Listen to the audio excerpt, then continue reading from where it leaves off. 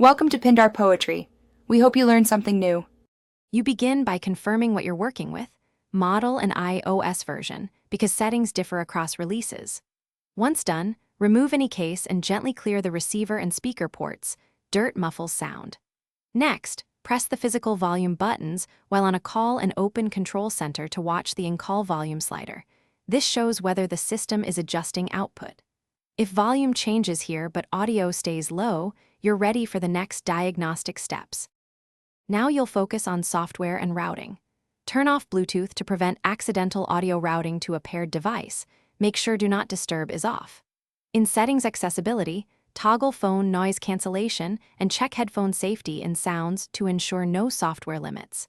Then place a short FaceTime or voice memo test and switch to speakerphone. This isolates the receiver versus loudspeaker. If speakerphone is normal but receiver is quiet, that points toward hardware or debris in the earpiece. Finish by applying system-level remedies. Update iOS, restart your iPhone, and if problems persist, reset network settings to clear call routing glitches. If volume remains low, inspect for liquid damage or impacts. A cracked receiver mesh or internal fault needs professional repair. As a quick isolation test, plug in a wired earpiece. If audio becomes loud, the receiver is at fault.